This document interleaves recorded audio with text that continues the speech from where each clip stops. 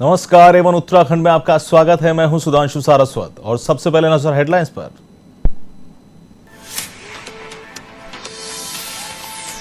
रानी पोखरी पुल टूटने का मामला, सीएम धामी ने बचाव कार्य और वैकल्पिक रास्ते का किया निरीक्षण। प्रभावित हुए लोगों से भी की मुलाकात, वहीं मामले को लेकर जांच के आदेश भी दिए।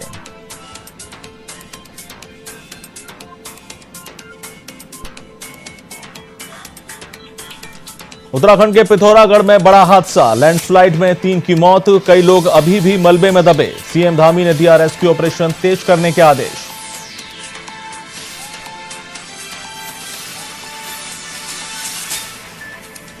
विधानसभा चुनाव से पहले कांग्रेस सक्रिय, झबरेड़ा में कांग्रेस का दलित महासम्मेलन, कांग्रेस के कई दिग्गज नेताओं ने लिया भाग। मौजूदा सरकार पर साधा जमकर निशाना।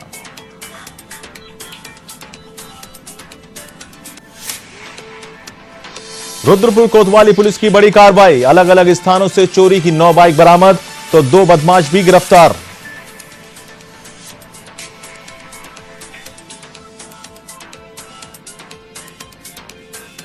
और उत्तराखंड में मनाया गया श्री कृष्ण जन्माष्टमी का पावन पर्व, मंदिरों और घरों में की गई सजावट तो ठाकुर जी का किया गया विशेष श्रृंगार।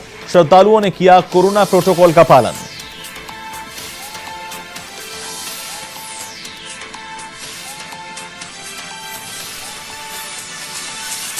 और अब खबरें विस्तार से। मुख्यमंत्री पुष्कर सिंह धामी ने रानी पोखरी के टूटे पुल का निरीक्षण करते हुए अधिकारियों को निर्देश दिए।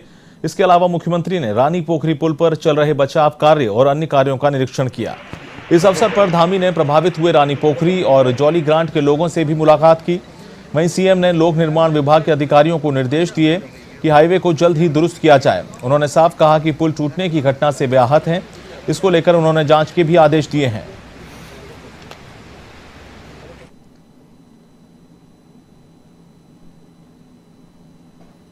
ये लड़की हम अगले 1 हफ्ते के अंदर लोगों के लिए आमन का रास्ता बना दें। इसके कारण अगले 5-6 दिन तक हो जाए, इसलिए हमने तैयारी कर ली और अगले 4 से 5 महीने नए पुल का भी निर्माण हो जाएगा। इसे धनराशि से स्वीकृत और उसको जल्दी ही हम डिसीजन के माध्यम से कैबिनेट में लाके सीधे जो टेंडर की प्रक्रिया तो लंबी प्रक्रिया तो हम थोड़ा शॉर्ट करके उसको सरलीकरण करके जल्दी से जल्दी उस प्रक्रिया पूरा करेंगे। 4-5 महीनों में नया पुल तैयार हो जाएगा। उत्तराखंड के बाजपुर स्थित चीनी मिल गेस्ट हाउस में कांग्रेस कार्यकर्ताओं की बैठक आयोजित हुई। बैठक में 6 सितंबर को बाजपुर आने वाली कांग्रेस की परिवर्तन यात्रा को लेकर विचार विमर्श किया गया। साथ ही कार्यकर्ताओं को जिम्मेदारी दी गई। आपको बता दें कि कांग्रेस पार्टी की ओर से बढ़ती महंगाई के विरोध में 3 सितंबर से परिवर्तन यात्रा निकाली जा रही है। परिवर्तन यात्रा को सफल बनाने के लिए कांग्रेस कार्यकर्ताओं की ओर से तैयारियां शुरू हो गई हैं। इसी को लेकर उत्तराखंड के प्रभारी अध्यक्ष तिलक राज बेहड़ ने कार्यकर्ताओं के साथ बैठक की और विचार विमर्श किया।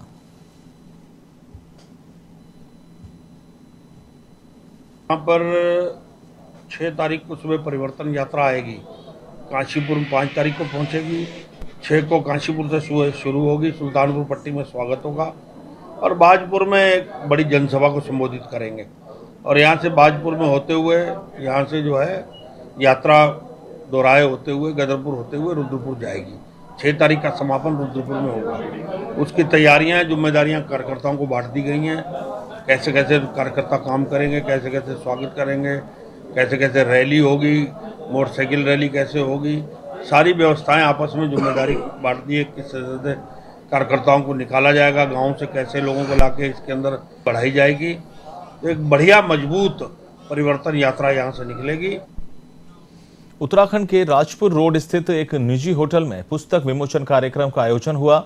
इस दौरान भगत सिंह कोश्यारी के संसद विधानसभा में दिए गए उनके भाषणों पर केंद्रित पुस्तक का विमोचन किया गया। साथ ही पुस्तक से संबंधित विषय पर चर्चा भी की गई। इस कार्यक्रम में कैबिनेट मंत्री सहित बीजेपी के कई नेता मौजूद रहे। आपको बता दें कि भगत सिंह कोश्यारी उत्तराखंड के मुख्यमंत्री, कैबिनेट मंत्री, सांसद सहित कई पदों पर रहे हैं। साथ ही वर्तमान में महाराष्ट्र के राज्यपाल हैं।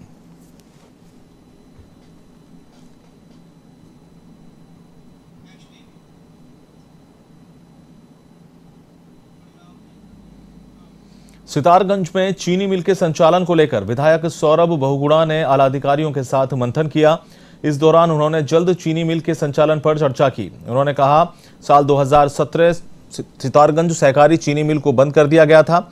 उसके बाद से क्षेत्र के किसानों को काफी मुश्किलों का सामना करना पड़ रहा है। ऐसे में जल्द यहां चीनी मिल का संचालन शुरू होने वाला है।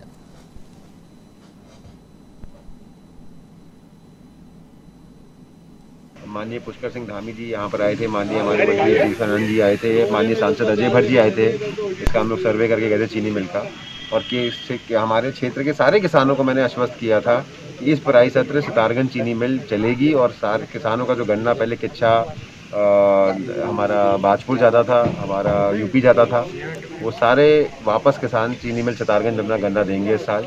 और बताते हुए मुझे हर्ष हो रहा है, आज हमारे सचिव चुग जी यहाँ पर हैं, हमारे एमडी उदय जी यहाँ पर हैं, हमारे सेठ जी हैं जिनको स्पेशली अपॉइंट किया गया है सरकार के द्वारा चीनी मिल सितारगंज की देखरेख करने के लिए।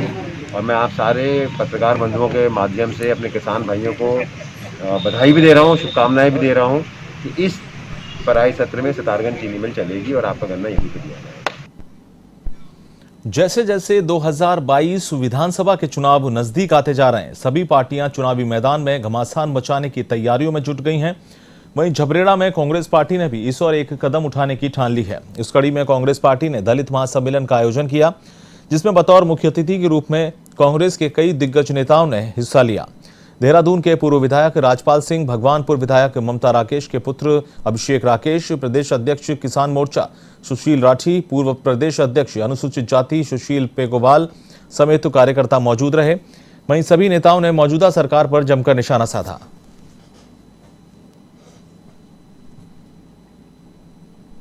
इसका उद्देश्य ये था कि जो आज हमारा दलित समाज पहले बसपा में जुड़ा हुआ था, आज दलित समाज ने समझ चुके हैं कि यहाँ पर दो ही पार्टी, कांग्रेस और भाजपा ने जो वादे किए थे, झूठे वादे किए थे रोजगार के, विकास के, कौमी एकता के, आज सब फेल हो चुके।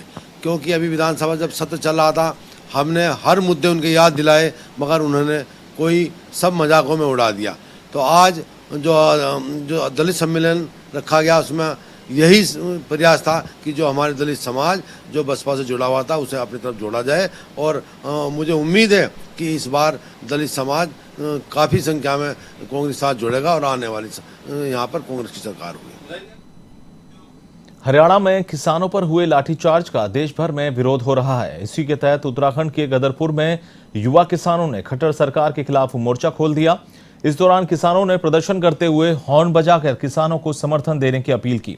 साथ ही हरियाणा में तालिबानी सरकार का शासन बताया।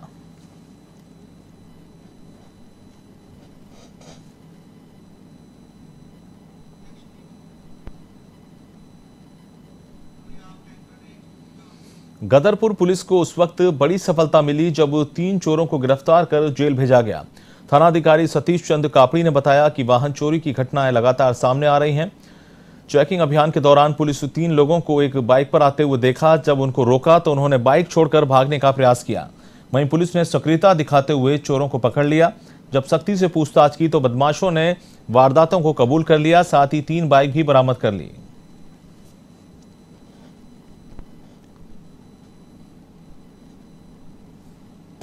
तीन गाड़ी बरामद हुई हैं। एक मुकदमे से संबंधित है, 2 अन्य गाड़ियां हैं जो अलग अलग जगह से चोरी की गई हैं, जिनकी जानकारी के बारे में पता किया जा रहा है। और ये लोग सकैनिया के पास से पकड़े गए थे। तीनों एक ही मोटरसाइकिल में थे। पुलिस टीम ने दौरान चेकिंग में गिरफ्तार किया गया है। फिर पूछताछ उपरांत इनने 2 गाड़ी और बरामद कराई है अपने साथ में। रुद्रपुर कोतवाली पुलिस ने अलग अलग स्थानों से हुई चोरी की 9 बाइक बरामद की हैं। इस मामले में पुलिस ने 2 बदमाशों को भी गिरफ्तार किया है। पूरे मामले का खुलासा एएसपी ममता बोरा ने करते हुए बताया कि पुलिस को मुखबिर से सूचना मिली कि चोरी की बाइक मोहम्मद आरिफ किसी व्यक्ति को बेचने की फिराक में रामपुर जा रहा है, जिस पर तत्काल पुलिस टीम ने सक्रियता दिखाई और आरोपी को वाहन समेत दबोच लिया। आरोपी से पुलिस ने सख्ती से पूछताछ की तो उसने बताया कि उसका साथी जितेंद्र भी इन वारदात में शामिल है। पुलिस ने उसकी निशानदेही पर एक झोंपड़ी से 9 बाइक भी बरामद की हैं। पुलिस ने आरिफ और जितेंद्र को हिरासत में लेकर जेल भेज दिया है।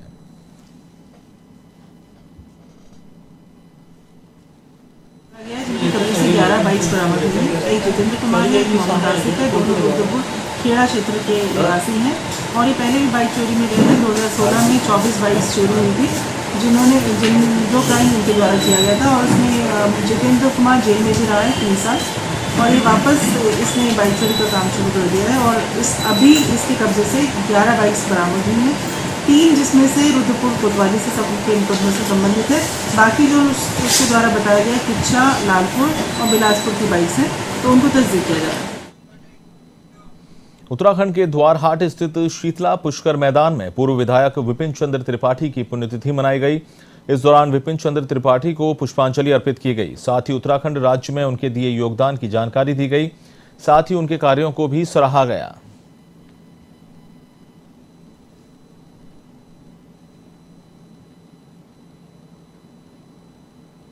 हालात पर और खास तौर पर सौभाग्य से कहिए दुर्भाग्य से कोविड-19 के दौर में जो पूरा उत्तराखंड का नौजवान नौकरी के लिए, रोजगार के लिए महानगरों में था, वो वापस लौट करके आया है। और उसने जहाँ जहाँ पर भी उसने नौकरी करी, जहाँ उसने देखा कि जिन जिन राज्यों में क्षेत्रीय दलों की सरकारें हैं वहाँ पर राज्य तरक्की कर रहे हैं, नौजवानों को हर हाथ को काम मिल रहा है। लेकिन उत्तराखंड में इन 21 वर्षों में राष्ट्रीय दलों की बड़े बहुमत से बनी हुई सरकारों ने 1 इंच कदम आगे नहीं बढ़ाया, उल्टा स्थितियां बदहाल हुई हैं। स्वास्थ्य सेवाएं बदहाल है, पर्यटन व्यवस्थाएं नहीं है, पर्यटन नीतियां नहीं बनी, शिक्षा नीति नहीं बनी, स्कूल बंद हो रहे हैं, कॉलेज बंद हो रहे हैं। और अब तो हालत यह है कि एकमात्र आधार एएनएम सेंटर भी पिछले दिनों सरकार की घोषणा है कि 30% एएनएम सेंटर बंद किए जाएंगे।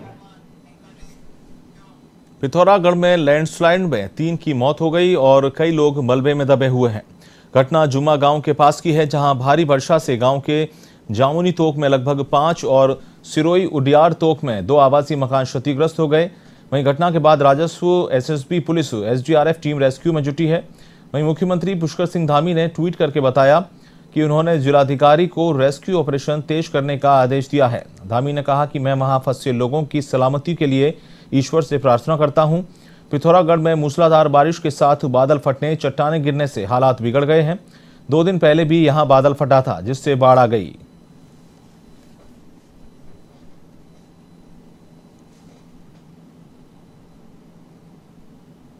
के कारण धारचूला के ऊपरी क्षेत्र जुम्मा के गांव जामुनी में 7 लोगों के दबे होने की सूचना मिली। प्रारंभिक सूचना उसमें से 2 लोगों की बॉडीज के निकाले जाने की भी प्रारंभिक सूचना हमें प्राप्त हुई है। तो इस संबंध में एसडीआरएफ की टीम, रेवेन्यू की टीम प्लस एसएसबी की जो आउटपोस्ट वहाँ पे है, एसएसबी का स्टेशन है, वहाँ से भी लोग हमारे फर्स्ट रिस्पॉन्डर के तौर पे निकल चुके हैं और राहत और रिलीफ से रिलेटेड दूसरी सामग्री को भी पहुँचाया जा रहा है। श्री कृष्ण जन्माष्टमी के पावन पर्व पर सितारगंज के मंदिरों और घरों में सजावट की गई।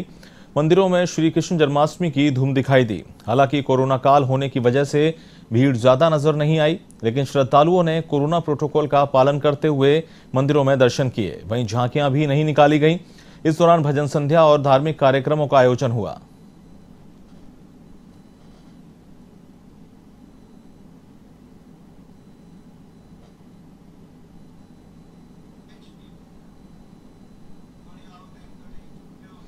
पूरे देश में श्री कृष्ण जन्माष्टमी का पर्व धूमधाम से मनाया गया। वहीं उत्तराखंड के देहरादून में भी जन्माष्टमी की धूम नजर आई।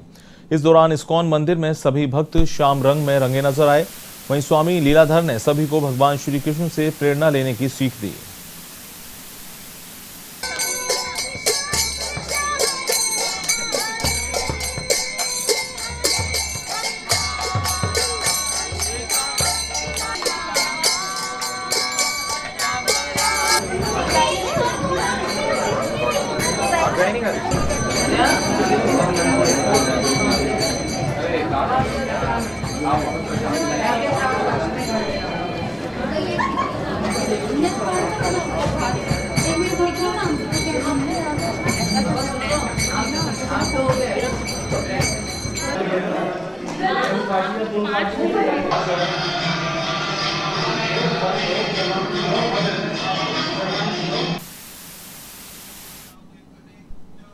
श्री कृष्ण जन्माष्टमी का त्योहार तीर्थ नगरी में भी धूमधाम से मनाया गया।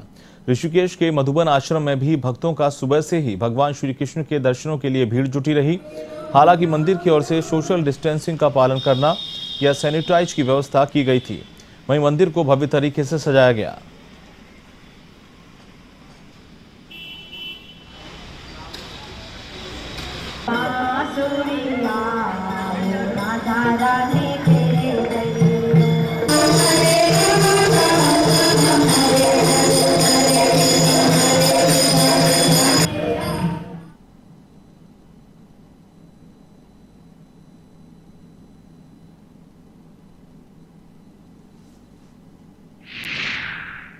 बार भी पिछले वर्ष की तरह जो है कोविड को ध्यान में रखते हुए ये रखा गया है कि जो भी यात्री आए, दर्शनार्थी आए, उसके मुंह में मास्क जरूर होना चाहिए। बिना मास्क के दर्शन की व्यवस्था नहीं है।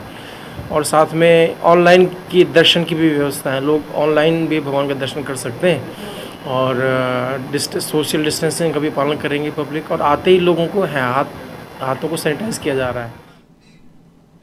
फिलहाल A1 उत्तराखंड में इतना ही। देश और दुनिया की तमाम खबरों के लिए आप देखते रहिए A1 TV। नमस्कार।